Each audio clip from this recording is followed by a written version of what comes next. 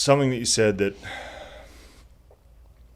it really didn't land for me until I had this experience where I sat in a medicine ceremony with a man and felt him deeply, like a really beautiful practitioner and server of the medicine. And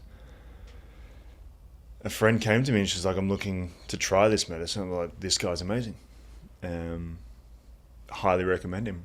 And she went to him, and when she was under the influence of the medicine, he molested her. Oh my God. It shook me in a way that I didn't ever question my safety when I was with this man, because I don't have to. Mm-hmm. And I think one of the issues with men complaining that a woman tests is that they don't realize how different we need a level of safety. Most men can walk down the street at night with their headphones in and not actually care, mm-hmm. and not feel unsafe. Most women will never do that. They'll have one that's kind of out, so they're on a far higher alert all the time. Mm-hmm. And this is the way that we are. This is just a fact of life, that women have been abused and beaten and manipulated and murdered and raped so many times for so many generations, since the dawn of time, mm-hmm. that it is almost ingrained in them. So they need to test to see whether or not they are safe, and see whether or not that man is actually capable of holding them and protecting them. Because if he's not, then she needs to close her heart for her own protection.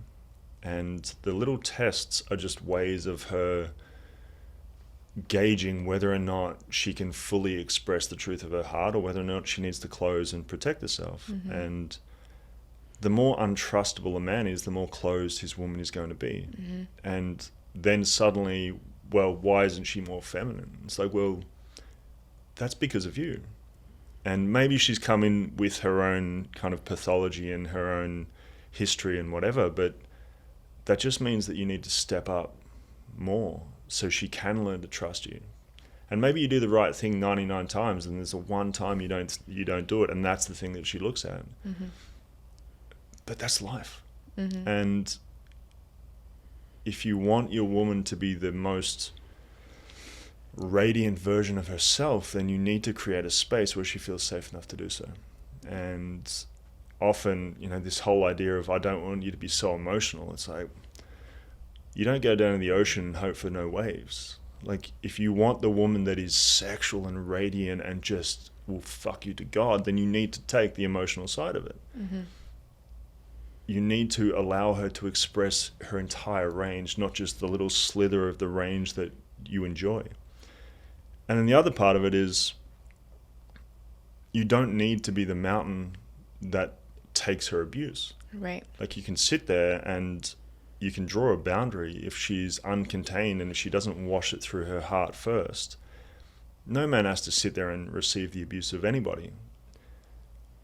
But then you need to be present enough and grounded enough that you don't get so triggered that you lose your ground and then you're both lost. And because basically it's the emotional state of two children that start to fight and start to argue if you lose your ground. So if you can be contained and present enough that she comes to you and she starts to get really emotional, and you just breathe deeply, and maybe you put a hand on her leg, and maybe you just really bring her back down. Mm. Or maybe you say, hey, look, this is not beneficial in the moment. Let's come back in 10 minutes. Let's go for a walk.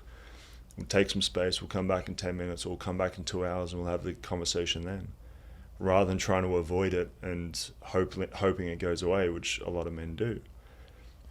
But then this comes down to the man's nervous system, and has he practiced enough that when her storm rages, he can actually just breathe through it and be okay, and not turn into the 7-year-old adaptive child version of himself. So we both have work to do.